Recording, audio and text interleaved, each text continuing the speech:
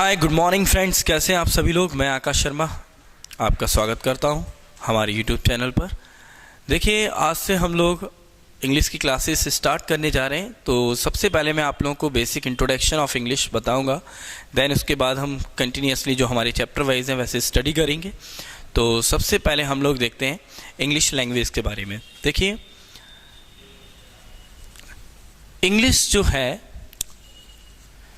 आज हम देखते हैं कि इंग्लिश है क्या। देखिए, इंग्लिश जो है वो कौन है, एक लैंग्वेज है। कौन है? एक भाषा। ठीक है, इंग्लिश एक लैंग्वेज है। और कोई भी जो लैंग्वेज होती है, ध्यान से सुनिएगा, कोई भी जो लैंग्वेज होती है वो क्या होती है। लैंग्वेज का मीन्स होता है, क्या मतलब होता है इस भाषा का?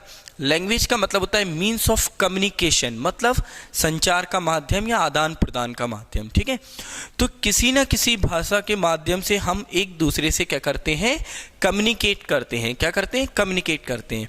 अब इस लैंग्वेज में जनरली, इस लैंग्वेज में क्या होते हैं, हमारे वर्ड होते हैं। क्या होते हैं? वर्ड। कोई भी भाषा जो होती है उसमें क्या होते हैं, हमारे वर्ड होते हैं। ठीक, तो सबसे पहले हमें समझना है कि भाई ये वर्ड क्या है, शब्द क्या है। हम सभी जानते हैं कि वर्ड का मतलब क्या होता है, अ ग्रुप ऑफ लेटर्स। वर्ड क्या होता है? अ group of letters which shows complete sense. ठीक, अब देखिए क्या है वर्ड, क्या है? Group of letters which shows complete sense. मतलब लेटर्स, अक्षरों का ऐसा समूह जो अपना पूरा एक कंप्लीट सेंस देता है, वो क्या कहलाता है? हमारा वर्ड कहलाता है। ठीक है, sorry, letter. A group of letter which shows complete sense is called word. तो सबसे पहले बात आती है कि लेटर क्या है। तो हम लोग बात करते हैं लेटर के बारे में। अब देखिए, लेटर क्या होता है। लेटर जो होते हैं हमारे, लेटर कितने होते हैं हमारे? 26 होते हैं। There are 26 of letter in English language. There are 26 letter in English language, जिसमें हमारे होते हैं वॉवेल और कॉन्सोनेंट। अब देखिए, जो वॉवेल्स होते हैं वो हमारे क्या होते हैं? ए, ई, आई, ओ, यू। ये क्या होते हैं हमारे? वॉवेल। और कॉन्सोनेंट क्या होते हैं हमारे? V, C, D, F, G, H, L, M, N, ETC। मतलब कि इन वॉवेल्स को छोड़ के जितने भी हमारे लेटर होते हैं वो सारे क्या कहलाते हैं? हमारे कॉन्सोनेंट। तो लेटर्स में हमारे वॉवेल्स जो है वो कौन है? ए, ई, आई, ओ, यू। और कॉन्सोनेंट क्या है हमारे? V, C, D, F, G, H, L, W, N. ये सारे के सारे हमारे क्या हो गए? कॉन्सोनेंट हो गए। ठीक है ना। देखिए, अब हम लोग बात करते हैं आगे कि लेटर क्या हो गया हमारा। सबसे पहले वर्ड। तो वर्ड का मतलब क्या हुआ कि ग्रुप ऑफ लेटर। तो लेटर क्या होते हैं? ए, ई, आई, ओ, यू। इंग्लिश में कितने लेटर्स होते हैं हमारी? 26 लेटर्स होते हैं। ठीक है ना। तो देखिए, इंग्लिश में हमारी 26 लेटर होते हैं। अब हम बात करते हैं कि group of letter is called word. तो जैसे मैंने यहां पर लिखा एक वर्ड, मैंने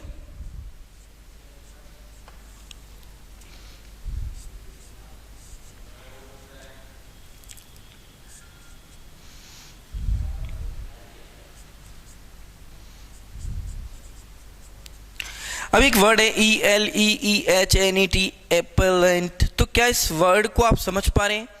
नहीं समझ पा रहे। क्यों? क्योंकि ग्रुप ऑफ लेटर तो है पर इसका कोई एक मीन्स नहीं आ रहा समझ में आ रहा है, इसका कोई अर्थ नहीं निकल रहा। तो जब तक इन लेटर को मिलकर कोई अर्थ ना निकले तब तक वो हमारा वर्ड नहीं बन सकता। अब इसी को मैं लिखता हूं ELEPHANT। तो ELEPHANT। अब यहाँ क्या आ रहा है? एलिफेंट। तो ये हमारे लेटर्स मिले और एक वर्ड बना। इस वर्ड का एक अर्थ है, तो ये क्या हो गया हमारा? वर्ड। तो group of letter which shows complete sense, it is called word. इतना सभी को समझ में आया? और देखते हैं हम लोग, जैसे कि मैंने आप लोगों को लिखा यहां पर KOB। अब आप बताओ मेरे को, BKOO। तो क्या इसका कोई सेंस निकल रहा है? बिक्कू। तो कोई अर्थ है क्या इसका? नहीं है। अब इसी को मैं लिखता हूं VOOK, बुक। तो ये क्या हो गया हमारा? वर्ड बन गया। तो कई सारे लेटर्स मिलकर जब एक, ठीक है, कॉन्सोनेंट और वॉवेल मिलकर, ठीक, क्या देते हैं, एक प्रॉपर सेंस देते हैं, तो वो क्या बन जाता है, हमारा वर्ड बन जाता है। तो ये क्या बन गया, हमारा एक प्रॉपर वर्ड बन गया। इसी तरह मैंने लिखा, मान लीजिए मैंने लिखा एक आपके सामने ए ई एल, ठीक है। अब ये वर्ड है, तो अब एप्पल, क्या कोई वर्ड, कोई सेंस निकल रहा है इसका, नहीं निकल रहा। अब इसी को मैंने लिखा APPEL, तो आपने देखा कि एप्पल, तो ये क्या बन गया, हमारा एक वर्ड बन गया, ठीक है। इसी तरह मैंने लिखा GOD, गॉड, तो इसका एक प्रॉपर अर्थ निकल रहा है, तो ये क्या हो गया, हमारा वर्ड हो गया। अब इसी को मैं लिख दूं OGD, तो क्या इसका कोई अर्थ निकल रहा है, नहीं निकल रहा, तो ये हमारा वर्ड नहीं है। समझ में आया सभी को। इसी तरह मैंने लिखा EPN, तो इसका कोई अर्थ निकल रहा है, नहीं निकल रहा। अब मैंने लिखा PEN, तो इसका एक अर्थ निकल रहा है, तो ये हमारा क्या बन गया, वर्ड बन गया। सभी को समझ में आया अच्छी तरह, ठीक है। आगे देखते हैं। तो हम लोगों ने देखा कि इंग्लिश कौन एक लैंग्वेज है। लैंग्वेज क्या होती है, लैंग्वेज का मतलब क्या होता है, जहां मीन्स ऑफ कम्युनिकेशन, ठीक। कोई भी लैंग्वेज में क्या आते हैं, हमारे वर्ड आते हैं। अब ये जो हमारे वर्ड होते हैं, ये वर्ड क्या होते हैं, हमारे वर्ड क्या होते हैं, इन वर्डों पर हम बात करते हैं कि वर्ड क्या होते हैं, ग्रुप ऑफ लेटर्स, ठीक है। वर्ड क्या होते हैं हमारे, ग्रुप ऑफ लेटर्स। तो ग्रुप ऑफ लेटर मतलब क्या हुआ कि शब्दों का समूह, ठीक है, ये हमारे क्या कहलाते हैं, वर्ड कहलाते हैं, ठीक है। इसके बाद हम लोग बात करते हैं, चलिए सॉरी आगे देखते हैं। हाँ, तो ग्रुप ऑफ लेटर्स, तो लेटर्स का जो ग्रुप होता है वो क्या कहलाता है, हमारा वर्ड। तो वर्ड आपके सामने आ गए। अभी मैंने आप लोगों को एग्जांपल दिया, जैसे कि एक सेंटेंस है APLE और P, तो मैंने आपको बताया कि APPLE, तो ये हमारा वर्ड बन गया, पर ये हमारा वर्ड नहीं है क्योंकि इसका कोई अर्थ नहीं निकल रहा। इतना सभी को समझ में आया। आगे बढ़ते हैं हम लोग। अब देखिए, तो ये समझ में आ गया आपको लेटर्स क्या होते हैं 26 इंग्लिश में, ठीक है ना। अब देखिए वर्ड, तो आपने देखा कि group of letter is called word, ठीक है। इतना सभी को समझ में आया। अब इसी में हमारे वर्ड जो होते हैं, वर्ड से मिलकर जो बनता है वो क्या कहलाता है, हमारा सेंटेंस। अब बाकी क्या होता है, सबसे पहले हम बात करते हैं सेंटेंस की। सेंटेंस क्या होता है, अ group of words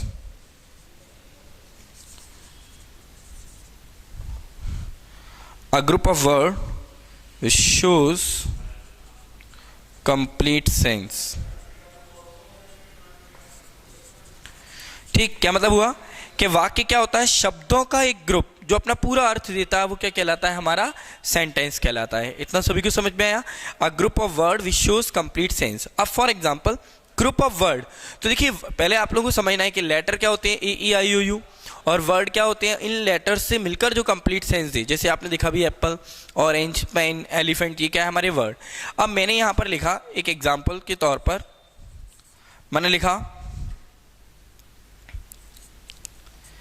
elephant is a big.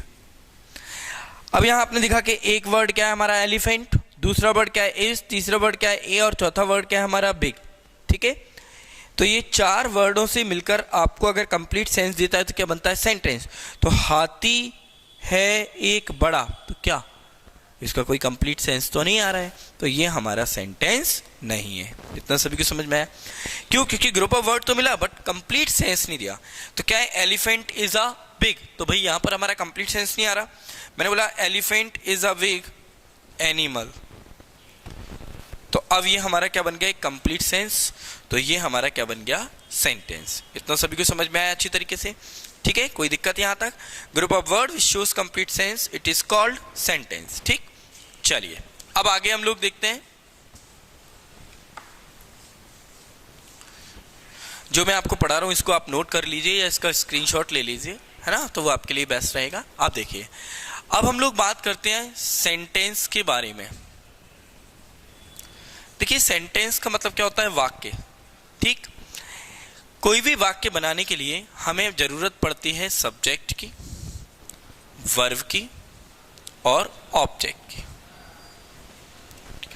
देखिए एक होता है सब्जेक्ट और एक होता है हमारा प्रेडिकेटिव, ये सब्जेक्टिव है और ये प्रेडिकेटिव है। प्रेडिकेटिव का मतलब क्या होता है, ठीक है, ये एट्रीब्यूटिव होता है, ये हमारा जो ऑब्जेक्ट में आता है सब्जेक्ट को छोड़कर, वो क्या कहलाता है हमारा प्रेडिकेटिव। तो सब्जेक्ट और हम बात करते हैं सब्जेक्ट वर्ब और ऑब्जेक्ट की, किसी भी सेंटेंस को बनाने के लिए इन तीन चीज़ों की आवश्यकता पड़ती है।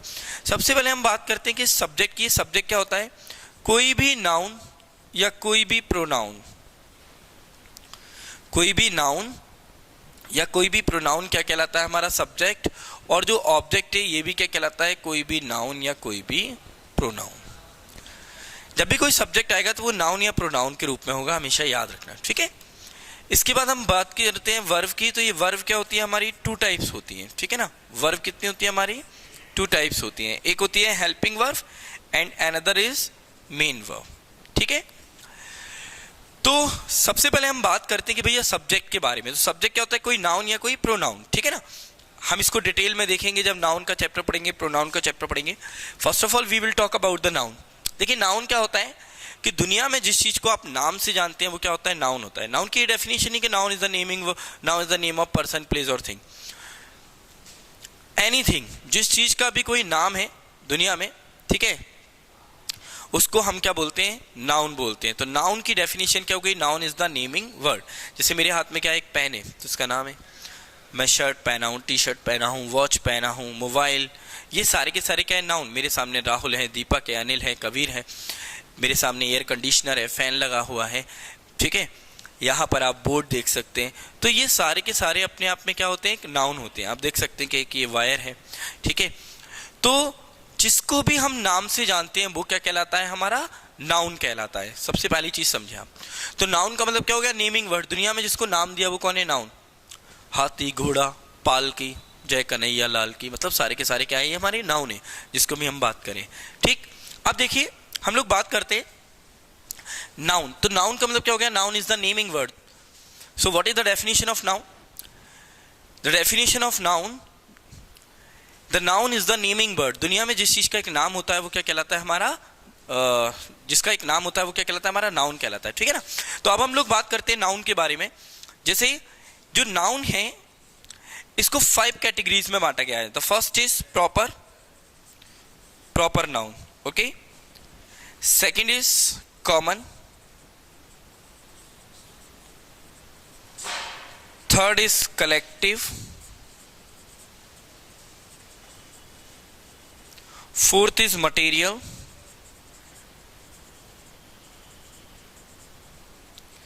And fifth is abstract noun, okay. Proper, common, collective, material, abstract noun, ठीक है। प्रॉपर क्या होता है, जब हम इंडिविजुअल बात करें, आप सभी लोग बैठे हैं, मैंने बोला दीपक स्टैंड अप, तो दीपक कौन हो गया हमारा, प्रॉपर नाउन।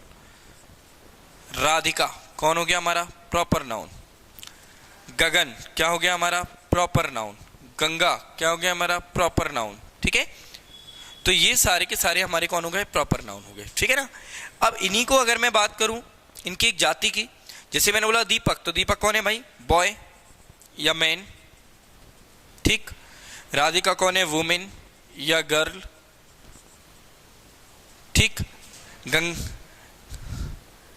ठीक, रिवर। तो ये सारे के सारे कौन हो गए हमारे, कॉमन नाउन हो गए, ठीक है। इतना सभी को समझ में आया, ये कौन हो गए हमारे कॉमन नाउन। मैंने बोला नदियां, तो नदी में सब आ गई। अब मैंने बोला गंगा, तो गंगा क्या हो गया हमारा, प्रॉपर हो गया, आ रहा है समझ में। मैंने बोला लड़के, तो इसमें दुनिया के सारे लड़के आ गए। अब मैंने बोला दीपक, तो मैं दीपक की बात कर रहा हूँ, तो ये क्या हो गया हमारा प्रॉपर। खिलाड़ी, प्लेयर, तो ये क्या हो गया हमारा कॉमन नाउन हो गया। अब मैंने बोला सचिन तेंदुलकर, तो ये क्या हो गया हमारा प्रॉपर नाउन, क्लियर है। नेक्स्ट, कलेक्टिव नाउन का मतलब क्या होता है, कलेक्शन ऑफ एनीथिंग। अब कलेक्टिव क्या है, जैसे कि मैंने बोला क्लास, आर्मी, पुलिस, ठीक है, crowd, class, army, police, crowd, मतलब कि कलेक्टिव नाउन का मतलब होता है कलेक्शन ऑफ एनीथिंग। हम स्टूडेंट, टीचर सभी से मिलकर क्या बनी, एक क्लास बनी। आर्मी, पुलिस, क्राउड, जो सभी से मिलकर बनती है उसे हम क्या कहते हैं, कलेक्टिव नाउन, ठीक है, समूहवाचक संज्ञा। इसके बाद है मटेरियल नाउन। मटेरियल क्या होता है, जैसे आप जानते हैं वाटर, ठीक है, मिल्क, टी, शुगर, ये सारे के सारे हमारे कौन से नाउन हो गए? Material noun. सभी को समझ में आ गया? दूध, शक्कर, चाय, पानी, ये क्या हो गया हमारा? Material noun. ठीक है, नेक्स्ट अब हम बात करते हैं एब्स्ट्रैक्ट नाउन की। एब्स्ट्रैक्ट का मतलब कहता है भाववाचक संज्ञा। अब ये एब्स्ट्रैक्ट नाउन क्या है? एब्स्ट्रैक्ट नाउन का मतलब है भाव, ठीक, जिसमें हम अपनी फीलिंग्स को दिखाते हैं। We can not touch, we can not see, but we can feel. जिसको हम फील कर सकते हैं वो एब्स्ट्रैक्ट नाउन होता है। जैसे कि मैंने बोला दर्द, ईमानदारी, ठीक है, लॉयल्टी, ठीक, विजडम, ये सारे के सारे जो हैं हमारे क्या हो गए? हमारे एब्स्ट्रैक्ट नाउन हो गए। पेन, ऑनेस्टी, लॉयल्टी, विजडम, ये सारे के सारे हमारे कौन से नाउन हो गए? Abstract noun. ठीक है, तो आप लोगों ने नाउन के बारे में समझा। इस चीज़ को आप नोट कर सकते हैं, स्क्रीनशॉट ले सकते हैं, ठीक है ना। जैसे मैंने बोला मेरे अंदर ईमानदारी है, तो ईमानदारी को आप क्या कर सकते हैं? फील कर सकते हैं, देख नहीं सकते। मैंने बोला तुम्हारे अंदर वफादारी है, तो इसको मैं महसूस कर रहा हूँ, तो ये क्या हो गया हमारा? Abstract noun. क्लियर है? इतना सभी को समझ में आया? इसका स्क्रीनशॉट ले लीजिए, इसको नोट कर लीजिए। आगे देखते हैं हम लोग।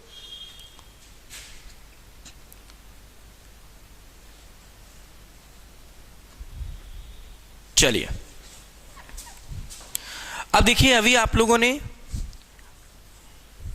देखा नाउन, ठीक है, ध्यान से सुनिएगा। अब हम बात करते हैं प्रोनाउन के बारे में। तो प्रोनाउन का एक लंबा चौड़ा चैप्टर है, लेकिन मैं प्रोनाउन के बारे में आपको शॉर्टकट बता देता हूँ कि pronoun is a word which is use in place of a noun. जैसे मैंने बोला मेरे पास एक पेन है, यह बहुत अच्छा है, तो इस पेन के लिए मैं क्या यूज करूंगा? इट।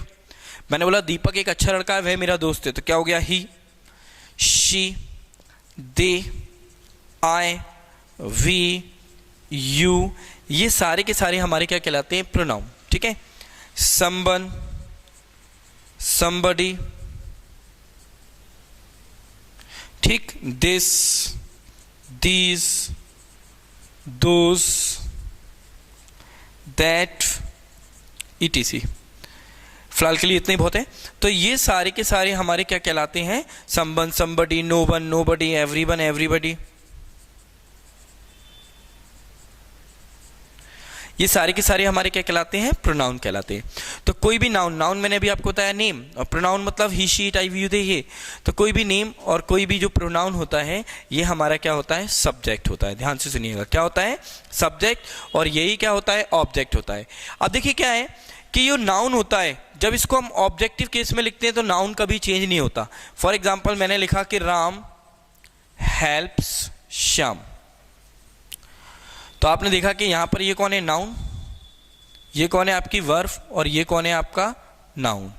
ठीक है, नाउन यहाँ किस केस में? सब्जेक्टिव, यहाँ किस केस में? ऑब्जेक्टिव केस में। ठीक है, अगर मैं इसको आगे लिखूं श्याम हेल्प्स राम, तो अब यहां पर श्याम जो है वो कौन है? सब्जेक्ट। ठीक है, सब्जेक्टिव केस में क्या है? ये नाउन। यहां कौन है? ये ऑब्जेक्टिव केस में, यहां भी ये कौन है? नाउन, और ये कौन है यहाँ पे? वर्ब। इतना सभी को समझ में आया? ठीक है, तो देखें आप, ऑब्जेक्ट के केस में भी शाम वही था और सब्जेक्ट के केस में भी शाम वही है, मतलब इसमें कोई चेंजेस नहीं है। तो नाउन कभी चेंजेस नहीं होते, पर जो हमारा प्रोनाउन होता है वो क्या होता है? बदलता है। ठीक है, अब प्रोनाउन कैसे बदलता है? ये हमारे प्रोनाउन के सब्जेक्टिव केस है, और इसी के ऑब्जेक्टिव केस क्या होता है? इट का इट रहता है, ही का हिम होता है, शी का हर होता है, दे का देम होता है, आई का मी होता है, वी का अस होता है, और यू का यू रहता है। ठीक है, और ये जो है ये एज इट इज वैसे ही रहते हैं। ठीक है, तो जैसे मैंने लिखा आई लाइक यू, तो यहाँ पे आई जो है वो सब्जेक्टिव केस है और कौन है? प्रोनाउन है। यू कौन है? ऑब्जेक्टिव केस है और कौन है? प्रोनाउन है। ठीक है, इसी को मैंने लिखा यू लाइक मी। अब जो आई है इसका ऑब्जेक्टिव केस क्या होता है? मी। तो यहाँ कौन है? ये सब्जेक्टिव केस है और प्रोनाउन है। यहाँ ये कौन है? ऑब्जेक्टिव केस है और प्रोनाउन है। ठीक है, तो यू का सब्जेक्ट ऑब्जेक्ट एक सही रहता है, लेकिन आई का ऑब्जेक्टिव केस क्या होता है? मी। फिर इसमें एक पजेसिव एडजेक्टिव होता है, पजेसिव प्रोनाउन होता है, जैसे आई, माई, मी, माइन। तो माई कौन हो गया? Possessive adjective. माइन क्या हो गया? Possessive pronoun. माई सेल्फ क्या हो गया? Reflexive pronoun. तो इसके बारे में हम चर्चा करेंगे बाद में, ठीक है, जब हम प्रोनाउन का चैप्टर पढ़ेंगे। तो इतना आपको सभी को समझ में आया? चलिए, अभी हमने बात कर ली नाउन और प्रोनाउन के बारे में। ठीक है, आप लोग नोट जरूर करते चलें, कोई दिक्कत आए तो कमेंट्स बॉक्स में आप मेरे को बता सकते हैं लिख के, ठीक है ना। तो ये हो गया हमारा नाउन और प्रोनाउन, मतलब क्या हो गया, सब्जेक्ट हो गया, ऑब्जेक्ट की बात कर ली, ठीक है। अब वर्ब है, वर्ब के बारे में हम बात कर रहे थे कि वर्ब जो होती है हमारी दो प्रकार की होती है, एक होती है हेल्पिंग वर्ब, एक होती है मेन वर्ब। अब हेल्पिंग वर्ब के बारे में बात करें तो याद रखना इंग्लिश ग्रामर में 24 क्या होती हैं, हेल्पिंग वर्ब होती हैं, जिसमें से 13 जो हैं हेल्पिंग वर्ब ये टेंसेज में यूज़ की जाती हैं और 11 हेल्पिंग वर्ब जो हैं वो मॉडल में यूज़ की जाती हैं। ये मॉडल वर्ब्स होती हैं, ठीक है। टेंस में जो यूज़ की जाती हैं जैसे कि do, does, is, am, are, will, shall, has, have, did, was, were, ठीक है। 1 2 3 4 5 6 7 8 9 10 11 12 और नेक्स्ट इज हैड। तो ये हमारी 13 हेल्पिंग वर्ब जो होती हैं ये कभी भी आ जाए तो आप समझ जाओ टेंस की बात चल रही है, ठीक है। इसी में क्या आप जैसे विल है तो विल और शैल फ्यूचर की वर्ब होती है, अब इसी में मिला के will be, shall be, will have, shall have, will have been, shall have been ये बना दिया। इसी तरह हैड में बना दिया हैड बीन, ठीक है। हैज़ में बना दिया हैज़ बीन, हैव बीन। तो ये सारी की सारी इसमें जोड़ के बनाई जाती है। तो मेन वर्ब कौन है हमारी, मेन जो मुख्य वर्ब हैं हमारी हेल्पिंग वर्ब वो कौन है, ये 13 की 13 है। अब बात करते हैं मेन वर्ब की। मेन वर्ब माने कहते हैं मुख्य क्रिया।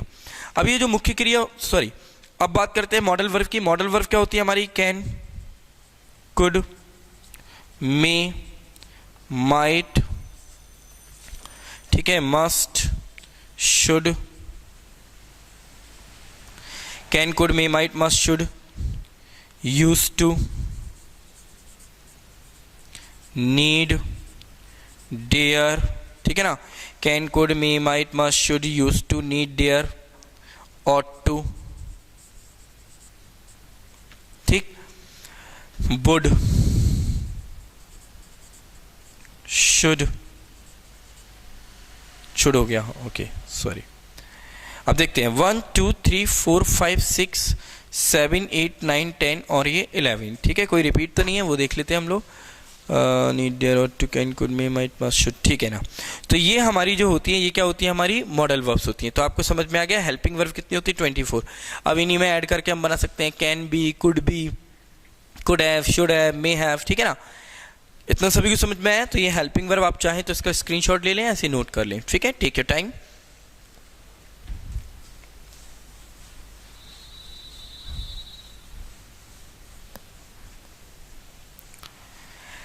अब देखिए ये हो गई बात हेल्पिंग वर्ब की। अब हम बात करते हैं मेन वर्ब की, ठीक है। अब मेन वर्ब क्या होता है, देखिए मेन वर्ब का मतलब क्या होता है हिंदी में, मुख्य क्रिया। कोई भी वर्ब जो होती है इसके जनरली कितने 5 फॉर्म्स होती हैं, ठीक है। जैसे V1, V2, V3 और V4 इट मीन्स ING, ठीक है। और V5 का मतलब होता है SES या IES, इसको जोड़ा जाता है, ठीक है। जैसे मैंने लिखा गो, वेंट, गॉन, गोइंग और गोस। कभी भी एस या ईएस वाली जो फॉर्म होती है गोस, ठीक है, या जिसमें भी एस या ईएस या आईएस लगता है, ये केवल और केवल प्रेजेंट इंडेफिनिट के अफर्मेटिव सेंटेंस में आती है। ध्यान रखना, किसमें आती है, प्रेजेंट इंडेफिनिट के अफर्मेटिव सेंटेंस में आएंगी और सिंगुलर सब्जेक्ट के साथ आती है। किसके साथ आती है, सिंगुलर सब्जेक्ट। अभी हम देखेंगे सिंगुलर सब्जेक्ट क्या होता है, ठीक। ING आपको हमेशा कंटिन्यूअस या परफेक्ट कंटिन्यूअस टेंस में आती है। ध्यान रखना किस में आती है, कंटिन्यूअस या परफेक्ट कंटिन्यूअस। थर्ड फॉर्म हमेशा किस में आएगी, परफेक्ट में आएगी। किस में आएगी, परफेक्ट में। सुनते जाना ध्यान से। सेकंड फॉर्म पूरी इंग्लिश ग्रामर में इसका कहीं यूज ही नहीं है, केवल और केवल पास्ट इंडेफिनिट के अफर्मेटिव सेंटेंस में हम सेकंड फॉर्म का यूज करते हैं। कहाँ पर, पास्ट इंडेफिनिट के अफर्मेटिव में सेकंड फॉर्म आती है। पूरी इंग्लिश में इसका कहीं कोई यूज ही नहीं है, ठीक है। थर्ड फॉर्म के यूज है कि थर्ड फॉर्म परफेक्ट में भी आती है। जब आप किसी सेंटेंस का पैसिव बनाएंगे तो वहाँ पर भी आपको थर्ड फॉर्म का यूज करना पड़ेगा, ठीक है। इसके बाद आप लोग पास्ट पार्टिसिपल बनाएंगे तो पास्ट पार्टिसिपल में भी आपको मेन वर्ब की थर्ड फॉर्म का यूज़ करना होता है, ठीक है। परफेक्ट पार्टिसिपल बनाते तो उसमें भी हैविंग प्लस थर्ड फॉर्म का यूज़ करना पड़ता है। तो थर्ड फॉर्म के काफ़ी यूजेज हैं, एक्सेप्ट द टेंस, ठीक है। लेकिन सेकंड फॉर्म केवल एक ही जगह आती है पूरी इंग्लिश ग्रामर में, वो है पास्ट इंडेफिनिट का अफर्मेटिव सेंटेंस, ठीक है। और फर्स्ट फॉर्म हमेशा आपको इंडेफिनिट टेंस में मिलेगी। किस में मिलेगी? इंडेफिनिट टेंस में, चाहे प्रेजेंट इंडेफिनिट हो, चाहे पास्ट इंडेफिनिट, चाहे फ्यूचर इंडेफिनिट, इसमें आपको क्या मिलेगी? First form. हाँ, पास्ट इंडेफिनिट के अफर्मेटिव में सेकंड आती है, बाकी नेगेटिव इंटेरोगेटिव बनाएंगे तो आपको फर्स्ट फॉर्म ही होगी, ध्यान रखिएगा, ठीक है। फ्यूचर इंडेफिनिट में फर्स्ट फॉर्म आएगी, प्रेजेंट इंडेफिनिट फर्स्ट फॉर्म आएगी, पर सिंगुलर सब्जेक्ट होता है तो इस फर्स्ट फॉर्म में हम एस या ईएस को कनेक्ट करते हैं, ठीक है ना। तो ये बात किसकी होगी? हमारी मेन वर्ब की। और भी एग्जाम्पल देख सकते हैं आप, जैसे कि कम, केम, कम, कमिंग, कम्स, ठीक है। तो इस तरीके से कई सारी वर्ब्स हमारी हो सकती हैं। फिर इसमें भी स्ट्रॉन्ग वर्ब होती है, वीक वर्ब होती है, उन पर अपन स्टडी करेंगे। अभी हम लोग बेसिक इंट्रोडक्शन देख रहे हैं, क्या क्या कौन कौन सी चीज़ होती है। इतना आप सभी को समझ में आया? बहुत अच्छे तरीके से, बहुत अच्छे समझना है आपको, ठीक है ना, ध्यान से। हो गया, ये चीज़ आपको समझ में आ गई। चलिए, तो मैंने आपको सेंटेंस के बारे में बता दिया कि सेंटेंस में हमें किस किस चीज़ की ज़रूरत पड़ती है। कोई भी सेंटेंस बनाने के लिए हमें सब्जेक्ट, वर्ब और ऑब्जेक्ट की आवश्यकता पड़ती है, ठीक है ना। अब आगे बढ़ते हैं हम लोग। अब देखते हैं हम लोग सेंटेंस के टाइप, ठीक है,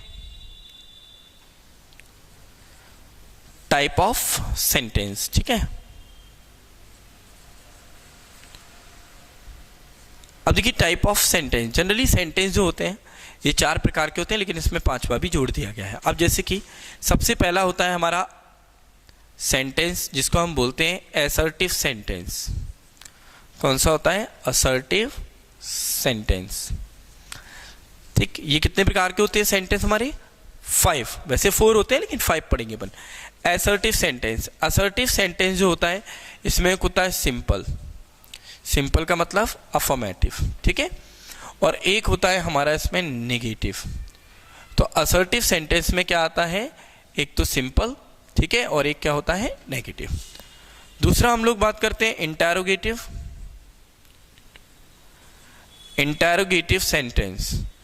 इंटेरोगेटिव सेंटेंस जो होता है, ठीक है, इंटेरोगेटिव सेंटेंस भी हमारे 2 प्रकार के होते हैं। एक होता है यस नो टाइप, ठीक है, और एक होता है हमारा WH इंटेरोगेटिव। यस और नो का मतलब क्या है कि कोई भी इंट्रोगेटिव, कोई भी प्रश्न का जवाब यदि हाँ या ना होता है तो वो हमारा क्या कहलाता है? इंटेरोगेटिव, ठीक है ना। अभी अपन इसके एग्जाम्पल भी देखते हैं।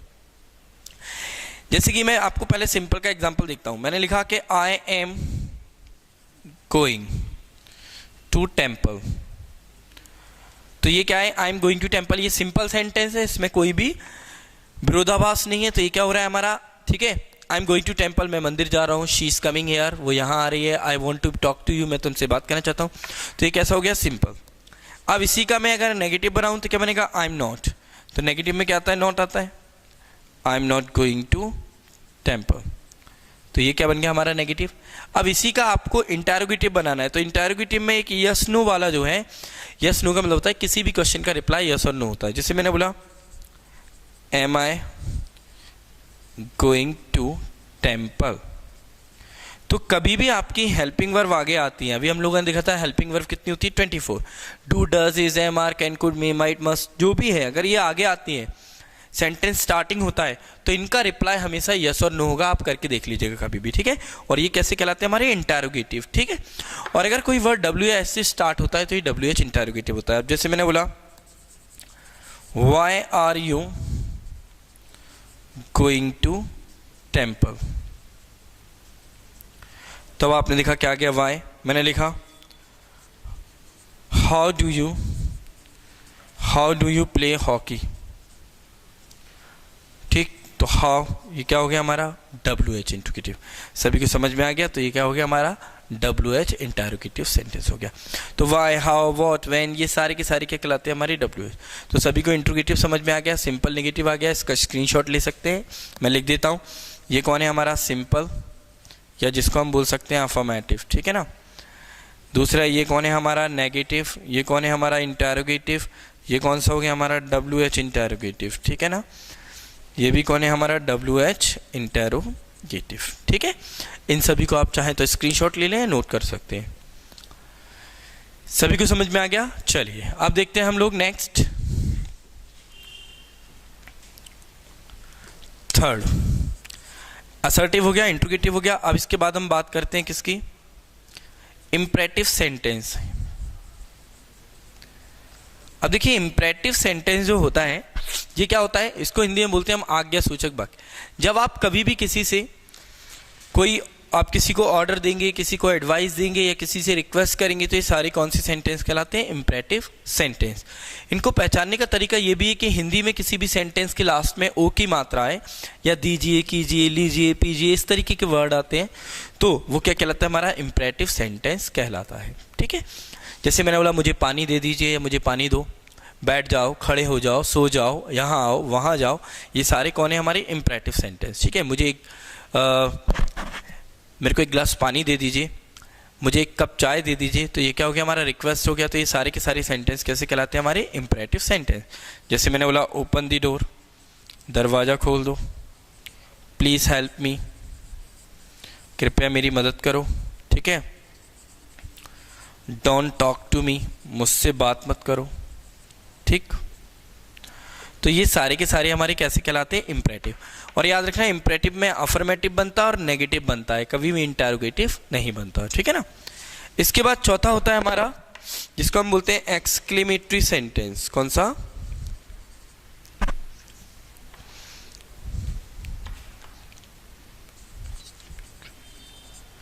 Exclamatory sentence.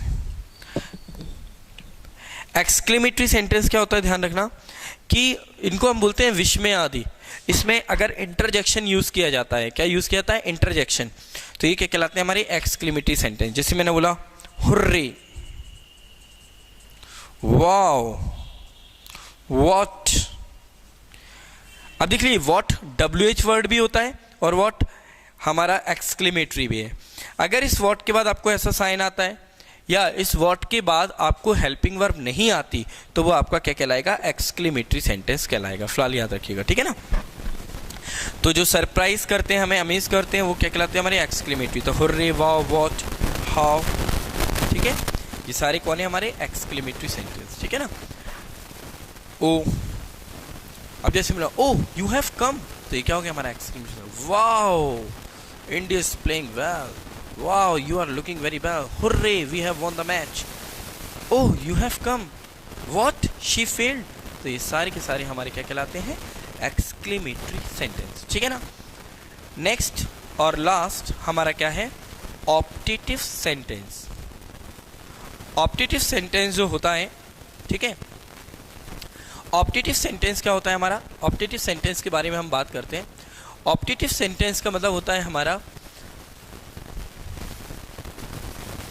इसको हम हिंदी में बोलते हैं क्या, ऑप्टेटिव सेंटेंस को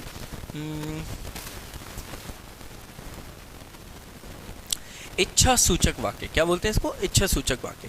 जब आप किसी को ब्लेस करते हैं, कर्स करते हैं, तो वो ऑप्टेटिव सेंटेंस होता है, मतलब किसी को आशीर्वाद देना या श्राप देना। फॉर एग्जाम्पल मैंने लिखा है यहाँ पर, ध्यान से देखिएगा, जैसे मैंने लिखा मे गॉड ब्लेस यू,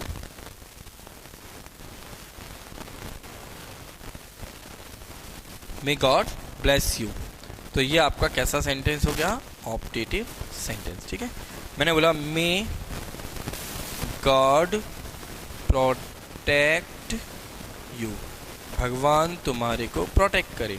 ठीक है, मे गॉड प्रोटेक्ट यू, तो ये आपका कौन सा सेंटेंस हो गया, ऑप्टेटिव सेंटेंस हो गया। सभी को समझ में आ गया। तो ये हमारा कौन सा सेंटेंस हो गया, ऑप्टेटिव सेंटेंस। ठीक है, इसी तरह मैंने लिखा God bless you, तो ये भी आपका कौन सा सेंटेंस हो गया, ऑप्टेटिव सेंटेंस।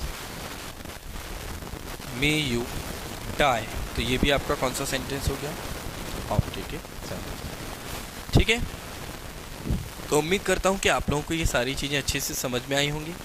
आज हम लोगों ने पढ़ा कि इंग्लिश क्या है। एक बार फिर से मैं इसको रिपीट करता हूँ, इंग्लिश क्या है, इंग्लिश एक लैंग्वेज है। ठीक है ना, इंग्लिश एक लैंग्वेज है।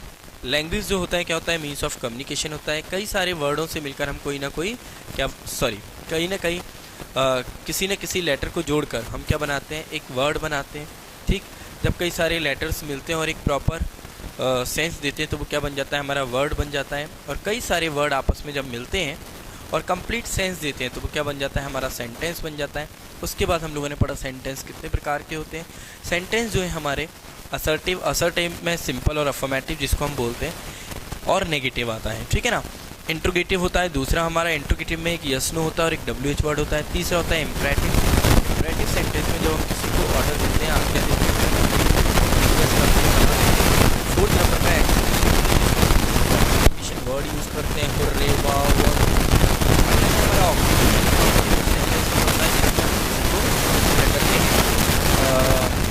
इच्छा सूचक वाक्य होता है जिसमें हम किसी को आशीर्वाद देते हैं, किसी को कर्ज करते हैं। ये सारा हमारा क्या होता है, ये सेंटेंस। तो आप अच्छे से समझ लीजिए।